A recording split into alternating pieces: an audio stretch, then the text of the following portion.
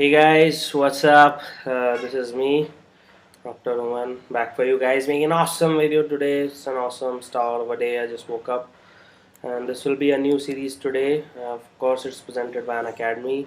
This is our new channel, youtube.com and academy UPSC. Response from you guys is not good. Do like it and subscribe it. It will be very good for your preparation because I make sure it did.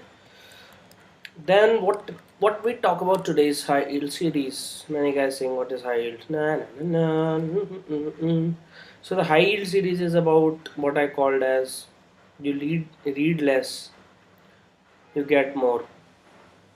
Let's say you read a text like India after independence, and that is a huge text about 500 pages, more than that. So you'll get approximately let's say 5 questions out of it. So you have to read like more than 100 pages for one question. But in this series, you just need to watch my video for 10 minutes and you'll get the adequate response out of it. Cool. So this series is for high yield series. Only high yield topics will be discussed. The most high yield being environment and ecology, and it is one of the most important topics ever. It literally being the most important topic in preliminary examination at least, and also many questions are asked in mains exam. So this series is conceptualized by, of course, me, and this is my Facebook page. You can ask any questions whatsoever, not limited to only studies only. Any questions regarding life, meaning of life, what you should do in your life, whatever. I will try to help you with best of my abilities. Facebook.com/romanseni.official. You can read more about me there. So these are the major topics which I'll be covering in environment and ecology. Oh my god, I've been reading it for past 8 years. Still I love this topic like anything. So anyway, let's start. First of all, ecology obviously, then ecosystem, structure and functions, ecological succession, population interaction, ecological succession again. It's because it's for like one is primary succession, another is secondary succession. Then biodiversity, what is IUCN, what is its red data book, what are biomes, what are Indian biomes, what is interaction, that is mutualism, predation, parasitism, commensalism, amensalism. So all these will be discussed in detail. What is energy flow, rule of 10%, and how does energy flow occurs in various pyramids from primary, secondary, tertiary to top consumers, how this energy flow occurs. Then what is called as nutrient cycle. So nitrogen, phosphorus, carbon, sulfur, all these nutrients are exchanged in nature via nutrient cycle. Then something I call ecological pyramids. So these are shaped like this most of the time. Sometimes they are also shaped inverted like this. So we will be discussing what are these. Frequently they are asked in UPSC. Then what are the services provided by ecosystem to us, like fresh oxygen, air, herbs and whatnot. Everything is provided by ecosystem. Then there is more and more and more, like always with me. Then there is more, just like X-Men movies. They keep coming and better and better. Anyways, I'll be dealing complete coverage from NCRTs. That's a guarantee. Most of the questions are asked from NCRTs and will help you both in prelims and mains. Coverage of whatever is relevant in what in whatever magazines and books and coaching material which is available in the market. I'll make sure that I'm dealing with them so that you don't have to read each and everything. I am free now, so I can read them for you guys, but I have a problem, so I'll be discussing that later. Solved questions from last year as well as from the test series which occurs, let's say, of various coaching institutes, CL and Waji and all, and Sriram and all these coachings. They produce test series, so I'll be discussing about them. Then about question prediction for UPSCs. See, easily I can predict 5 to 15 questions out of 100 in GS paper 1. Like that's a personal guarantee. More or less I can tell you which kind of questions will be asked, and then I'll be relating these environment and ecology topics to the current affairs. Just see, it's get better and better. So you don't need to do anything. I'm what I'm doing is what we call in coaching as spoon feeding. This is spoon, this is the food, and this is your mouth, and I'm feeding it. So this is spoon feeding. I just need to open a mouth. Anyways, but the thing is, guys, you are giving a very lukewarm kind of a response. You are not sharing it. You don't comment. You don't message.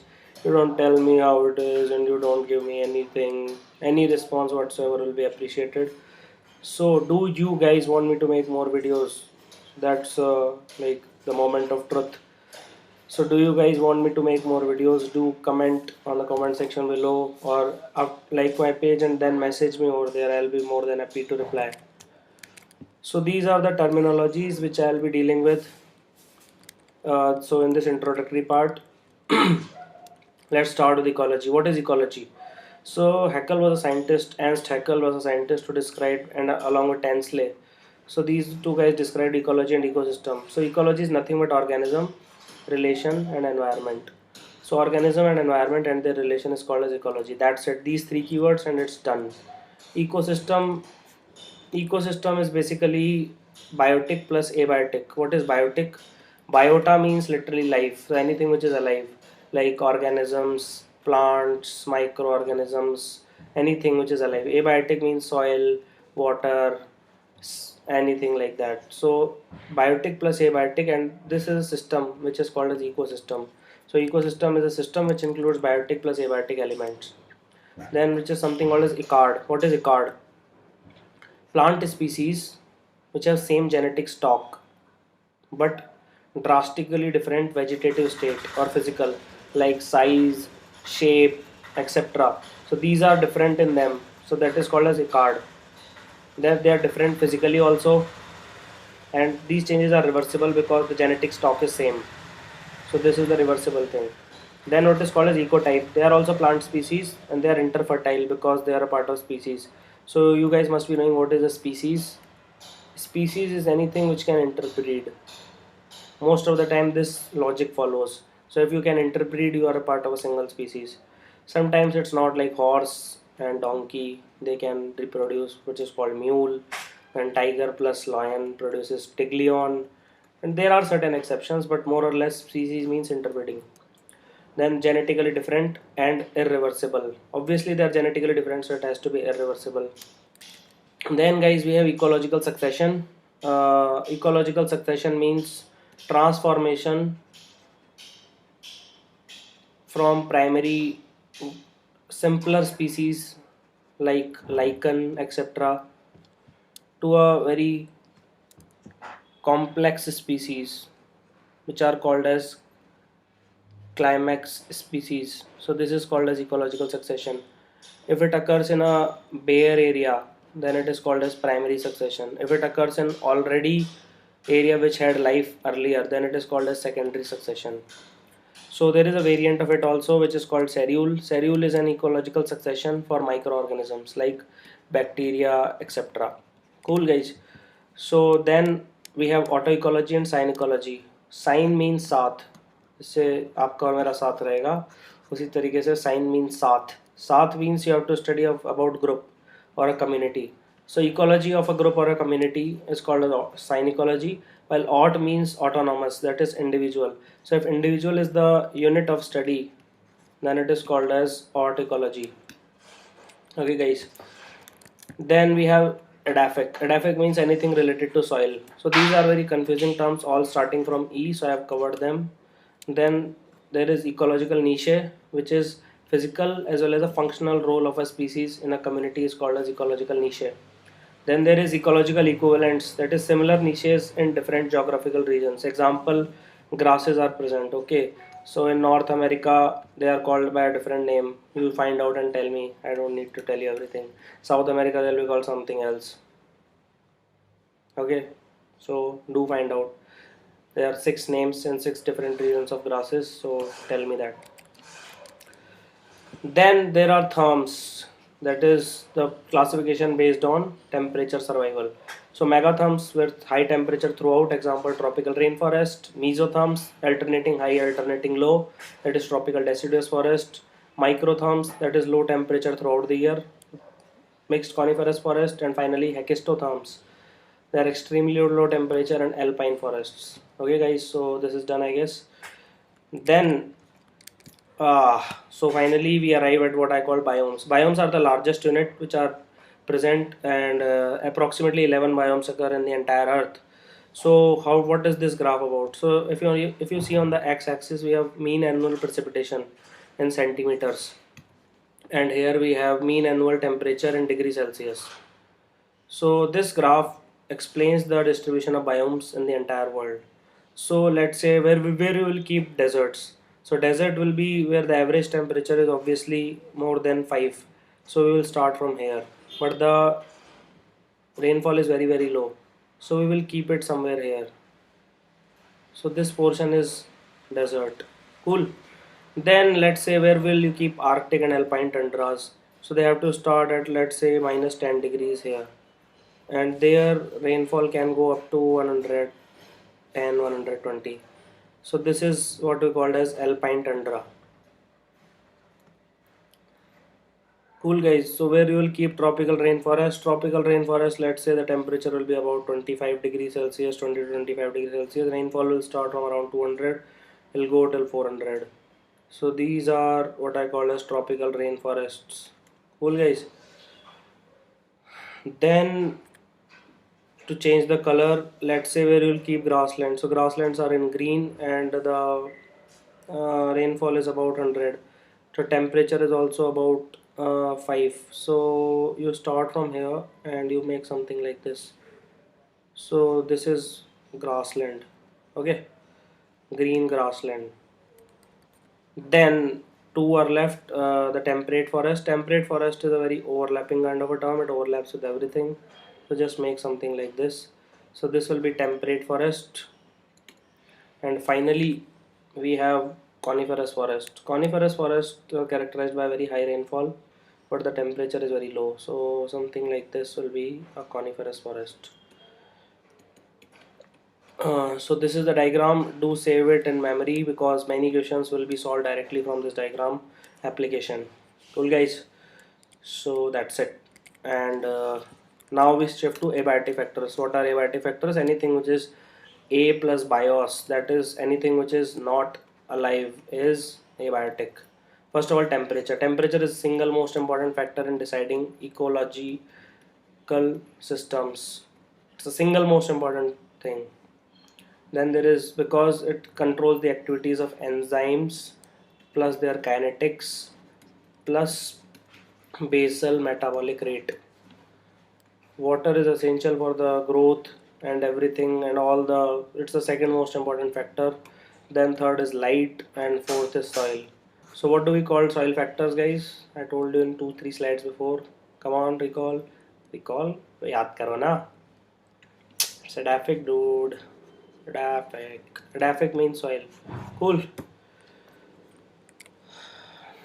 Then we shift to response to abiotic factor. So how does that work out? So responses to abiotic factor is, we have 5 classes. So these guys, they respond differently. Regulators being human beings. So on this axis and on y-axis, on y-axis, yeah, we have internal level. On x-axis, we have external level. So this line, approximately this line, this is internal level is changing along with external level. So what are these guys? So these guys are obviously what I called as conformers. So these are conformists, they change along with the changing environment. Then somewhere here are human beings, so their internal level will keep constant along with external levels. So they are what I call as regulators. Then these guys, starting from here and going till here, they are what we called as partial regulators. So guys, migrants, migration means if there is extreme condition somewhere, you just migrate. Like Syrians migrating to different part of Middle East and Europe, something like that. We migrate. Bangladeshis migrate to India and all. And suspension means like bacteria and fungus, they form spores. So these spores are then converted into organisms under favorable conditions. So these are the 5 major responses that occur to abiotic factor. Cool guys. Then the second last topic for today is adaptation. So any attribute, either morphological, physiological or behavioral, that facilitates in survival and reproduction of an organism, it's called adaptation. So adaptation is both a process as well as already existing trait. This process leads to what are we called as evolution. So Allen's rule, these are all examples of adaptation. Allen's rule says if you are in cold, you will have small extremities. Why? Because it will prevent loss of temperature. TAC means Thermophilus aquaticus. This is a bacteria whose DNA is thermostable, so it can survive in very high temperatures. It is used in PCR for DNA amplification. PCR stands for polymerase chain reaction, and it was discovered by Mullis, who got Nobel Prize in 1990 in chemistry. Similarly for cold, we have chaperone proteins. They help in survival in cold temperature as they prevent freezing of proteins. Then CAM pathway and conversion of leaves into spine is obviously seen in desert plants. CAM pathway is, see, let me explain in brief what is CAM pathway. Let's say it is cactus and it has all these spines. So if for photosynthesis it needs light, right? But it cannot do in day, because if stomata are open in day, so evaporation will occur and cactus will die. So these plants in desert environment have discovered what we call as CAM pathway, and now they do photosynthesis in night also. So this is there. Then we have kangaroo rat who don't drink water for days and get water from fat oxidation plus concentration of urine, extreme concentration of urine, so no water loss occurs. Finally, altitude sickness is seen in human beings, very well demonstrated. If you go to high altitude, like I'll go to Missouri in 25 days from now, so what I'll do is my RBC level will increase, my hemoglobin level will increase. So this will help in compensation of decreased oxygen in the environment. So this is very dynamic kind of adaptation. Once I'll return back to normal altitude, it will again become normal. So finally we have population pyramids. Oops, I forgot to put these slides. Anyways, where are they? I was just kidding. So see guys, so this is a population pyramid. This is one of the population pyramids. Okay. So this is age. So this will be what we call as reproductive group. These are elderly. These are children. So if we have very higher number of children, then it is what we call as expanding population pyramid. So and then if you have something like let's say this, then this, then this, then this, then this, then this, that is there is more or less the same number of individuals are there in both children as well as the reproductive group, then it is called as stable. Finally, if something like this is happening,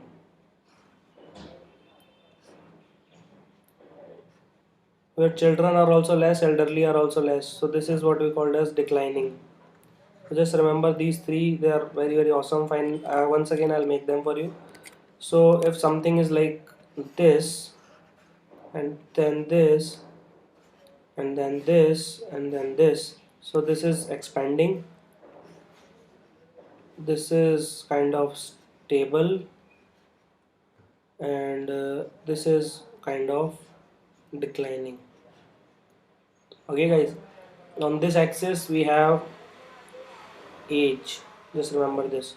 This is pre-reproduction, this is reproduction, and this is post-reproduction. Very very important concept in ecology and environment. So guys, I have a complaint from you. Like seriously, yeah. I've been making these videos for you guys, and now I'm seeing that sharing and response from your side is very very very very very very lukewarm. It's not awesome like you guys are. You guys are awesome. So you have to give an awesome response. so that I don't have these second thoughts about making these videos anymore.